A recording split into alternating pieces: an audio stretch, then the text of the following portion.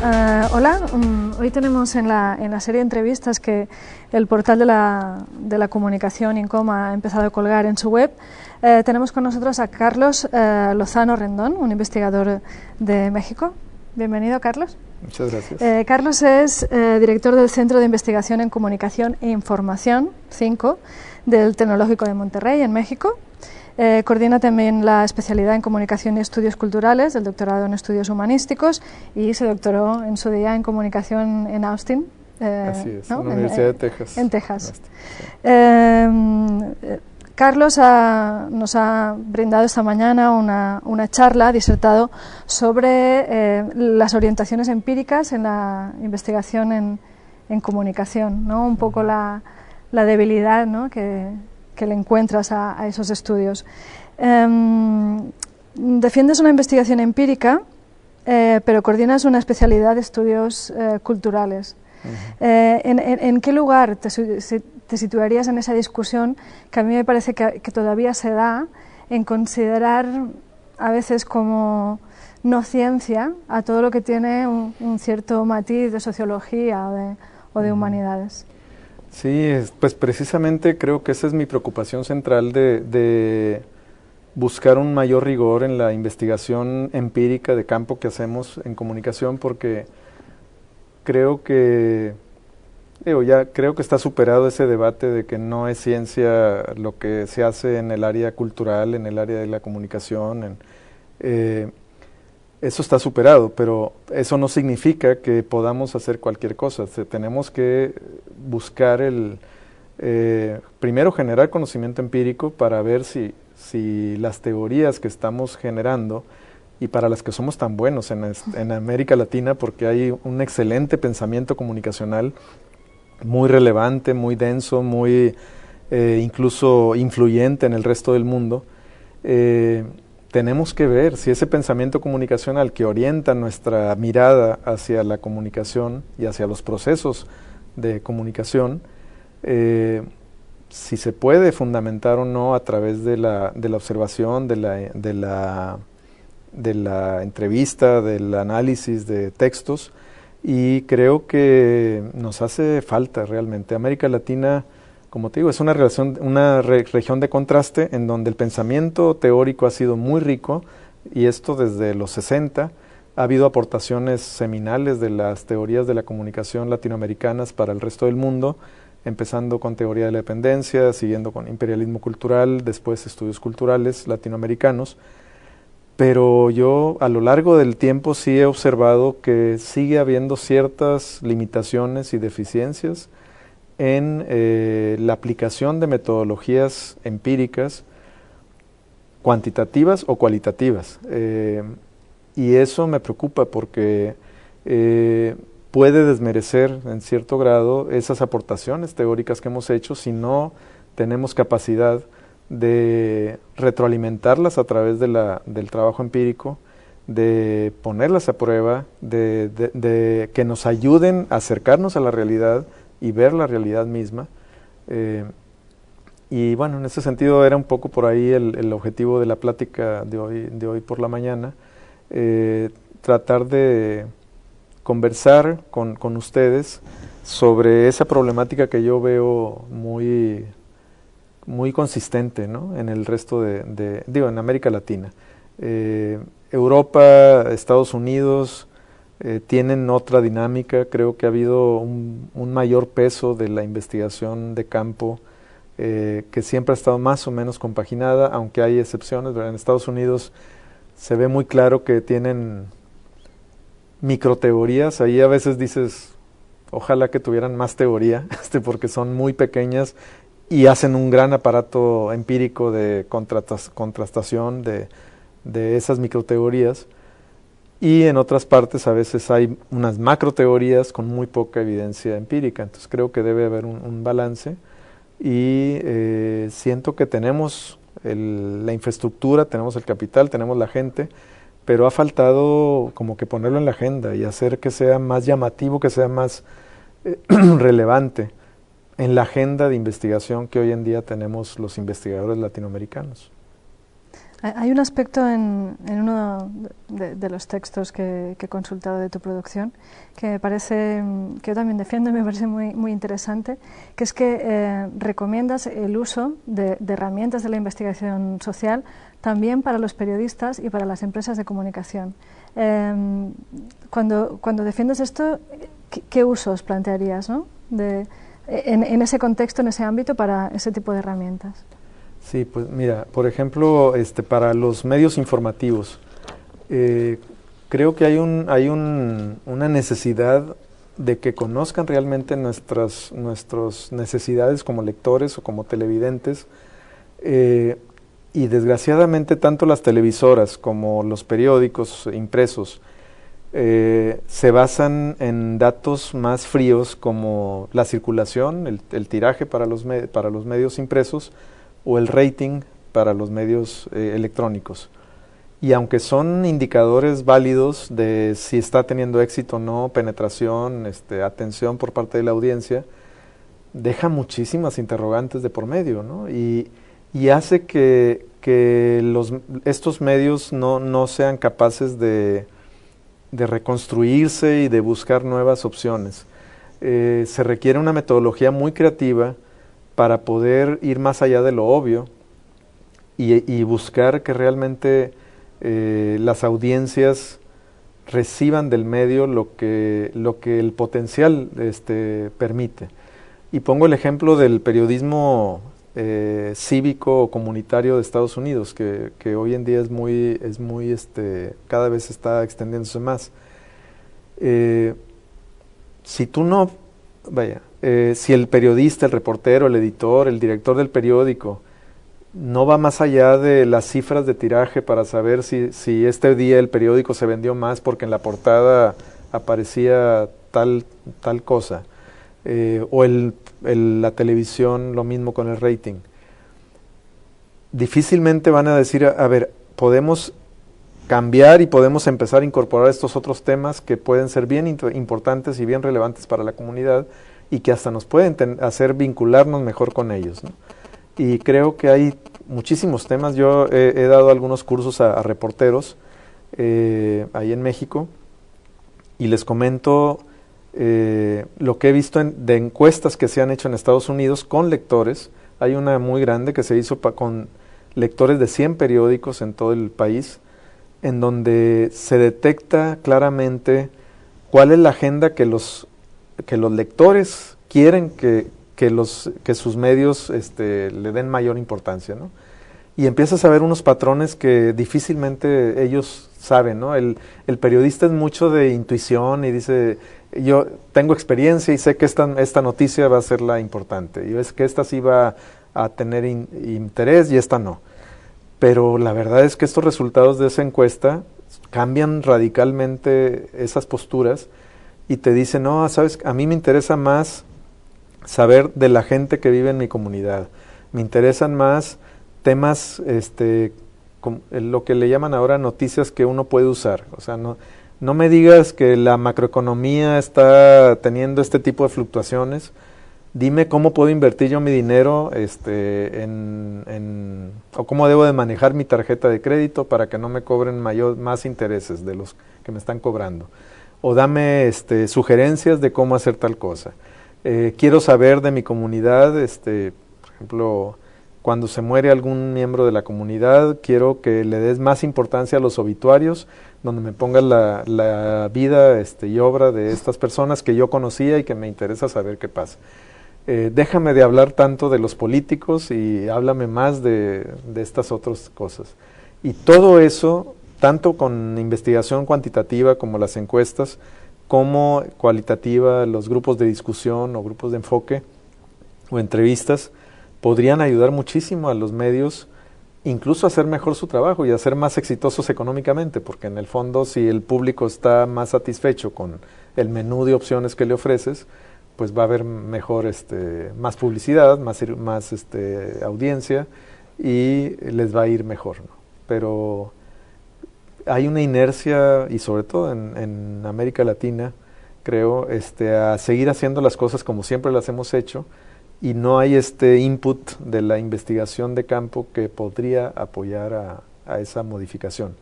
Los políticos lo están haciendo ya. Ahora sí, cada político en América Latina tiene su equipo para hacer sus grupos de enfoque y tiene a sus encuestadores y los sondeos de opinión y modifica inmediatamente su campaña, su conducta, lo que dice, cómo viste, cómo habla, en consecuencia. Los medios no veo que estén haciendo eso y creo que podría ser muy útil para ellos. Pasemos un poco del tema de los métodos al de la cobertura de la violencia y la legalidad, ¿no? Que es otro ámbito de trabajo de investigación, de tu grupo de investigación. A mí me gustaría plantear hasta qué punto, si los periodistas fueran más conscientes de su ejercicio pulcro clásico, es decir, por sintetizarlo mucho, contrastación de fuentes, lejanía de su lenguaje y cercanía a la víctima, ¿no? Por establecer una triangulación muy sencilla. ¿Hasta qué punto ese ejercicio, digamos, pulcro pero apegado a lo clásico garantizaría, ¿no? una cobertura de conflicto más eficaz? Sí, coincido contigo, creo que hace falta esas tres cosas en la cobertura. Aquí en este caso es particularmente el mexicano, debido a la crisis de violencia que estamos teniendo por este combate a las drogas que ha establecido el gobierno mexicano. Y los periodistas muy bien intencionadamente están tratando también de hacer su trabajo y de informar al público de lo que está ocurriendo, pero la situación es tan inédita y tan novedosa que requiere regresar a estos valores originales de ese distanciamiento frente al discurso oficial y tratar de buscar otra forma de abordar las cosas que no la estamos viendo. La verdad, hemos estado haciendo un monitoreo. En el 2011 hicimos un monitoreo de una semana de cada mes, es decir, 12 semanas completas de alrededor de 12 o 14 medios informativos, tanto prensa escrita como telediarios, y encontramos que está muy, usamos en México, a veces usamos esta frase de, tiene muchas áreas de oportunidad, para no decirlo de otra manera, ¿no? Necesita mejorar. Sí, creo que, por ejemplo, se está cubriendo todos los días la balacera, el incidente violento, la manera en que se enfrentaron los soldados del ejército mexicano con un grupo de narcotraficantes. Y la nota gira alrededor obviamente, de lo más espectacular, el cómo se dio la balacera, cómo se dio la persecución, el qué ocurrió. Si hubo víctimas, claro que mencionan el número de víctimas, pero se ve como que están nada más reaccionando a la corriente que ha inundado el país, sin tener una idea clara de políticas editoriales que permitan que el periodista haga su trabajo, eso tiene que hacerlo, pero que simultáneamente sea capaz de encontrar fórmulas para que la audiencia, para que el público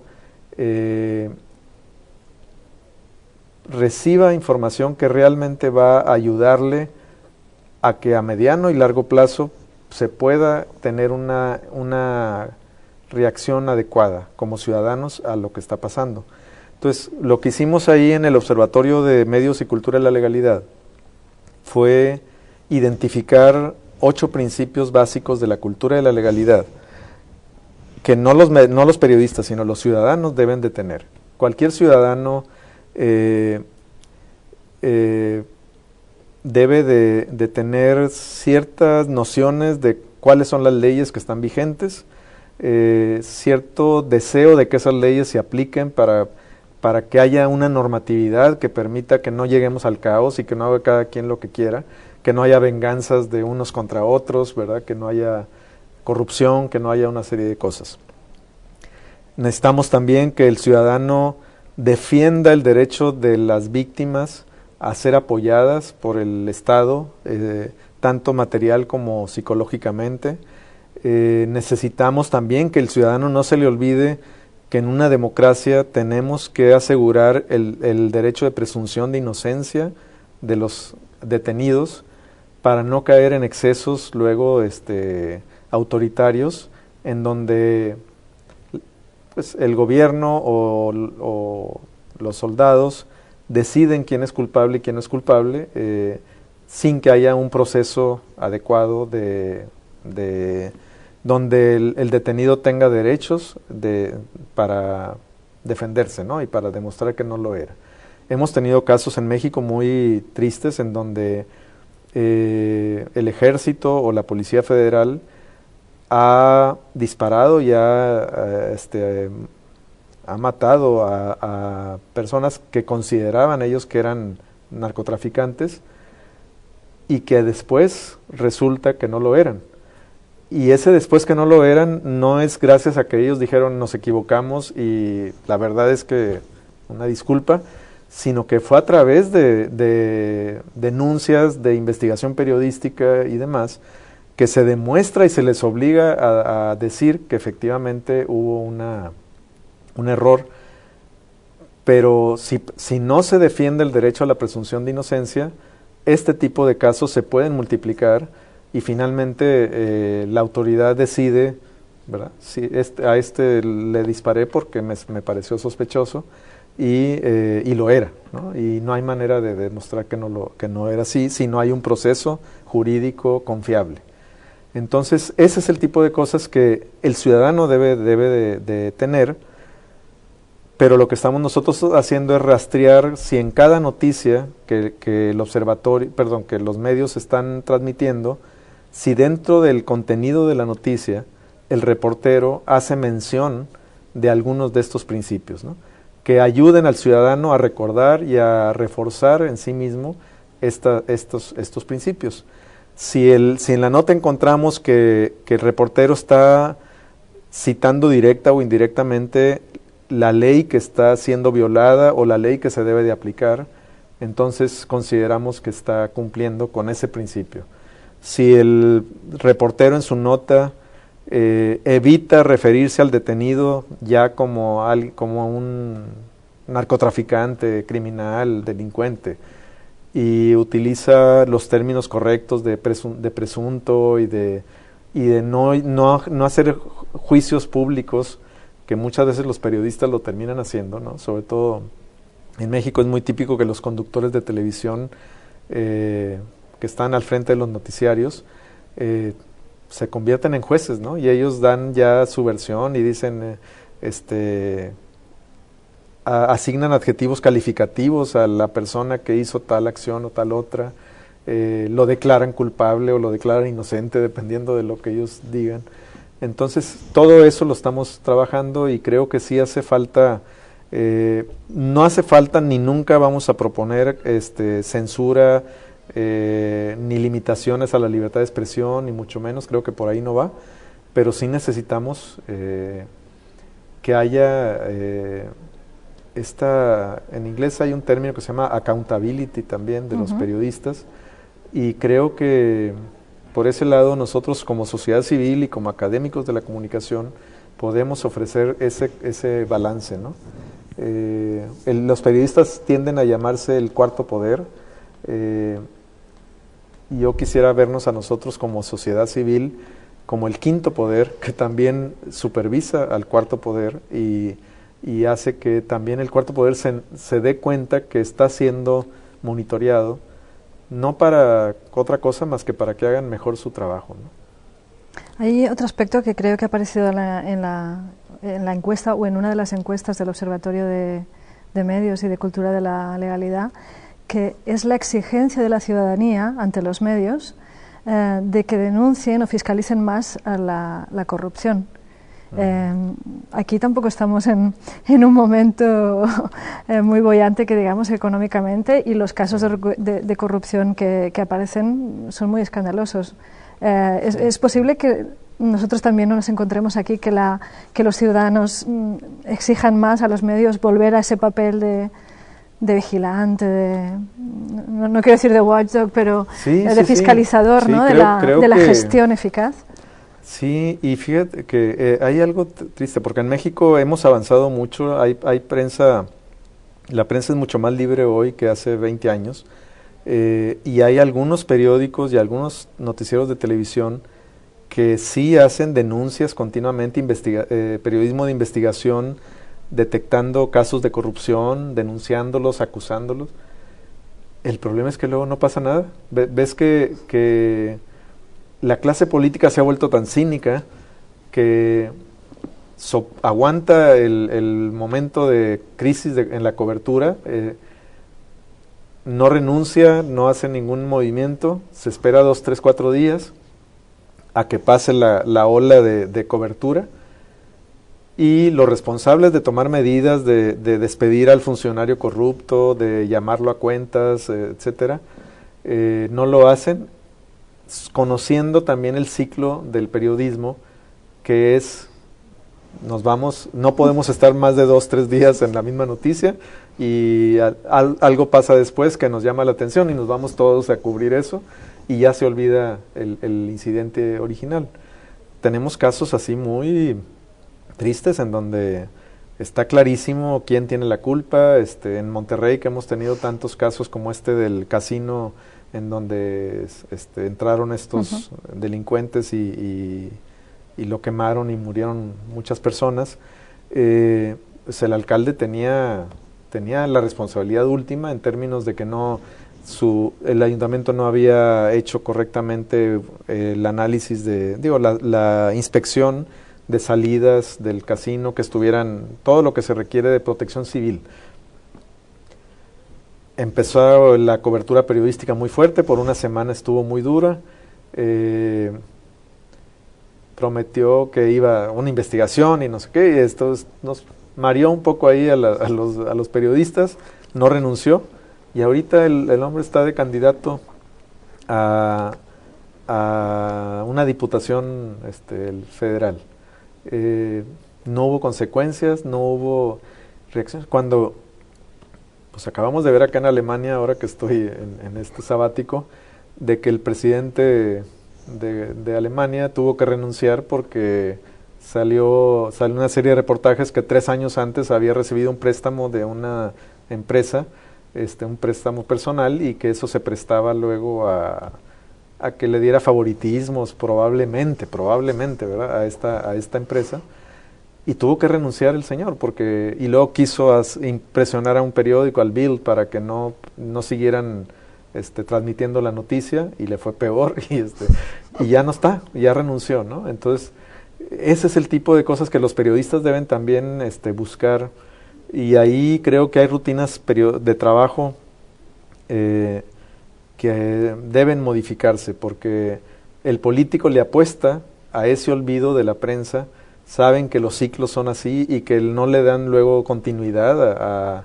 a una denuncia original, y entonces si en los primeros 3 días no cae el funcionario corrupto, ya la hizo, ¿verdad? Ya va a quedar ahí, y ya, porque la prensa se irá a otro nuevo incidente que va a hacer que se desvíe la atención.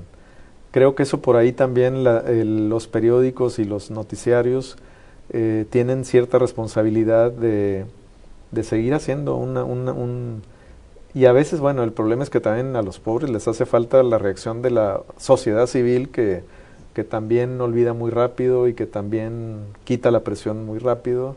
Los periódicos tampoco son tribunales como para estar haciendo que renuncie una persona o no, ¿verdad? Pero bueno, es un problema complejo, que creo que por eso había que hacer algo, y este observatorio que abrimos está tratando de contribuir a que los periodistas se den cuenta. Es una de las variables que estamos siguiendo, es la continuidad que le dan a los casos. Queremos ver, por ejemplo, si al detenido que hoy la prensa presentó, que lo llevan, ¿cómo se llama? Sí, manillado. Que lo llevan a la cárcel, o que lo suben a una patrulla, y que dijeron que era el presunto delincuente que quizá mató a tantas personas, que nos digan un mes después, en el juicio, que ya donde se está ventilando su culpabilidad o inocencia, que nos digan qué pasó, ¿verdad? Y que nos den también el fallo final, y que nos digan si fue encarcelado o si fue liberado, porque ese es el tipo de cosas que nos ayudan a dar darnos cuenta de que son procesos y no eventos aislados los que estamos presenciando diariamente, ¿no? Pues muchas gracias, Carlos. Continuaríamos comentando sobre rutinas de producción periodísticas, espectacularización de campañas electorales, manuales de estilos. Nos quedan muchas cosas en el cajón para comentar, pero lo vamos a dejar aquí y no alargar pues ha sido un placer mucho estar aquí esta entrevista web. Muchas gracias y también a vosotros gracias. Muy bien.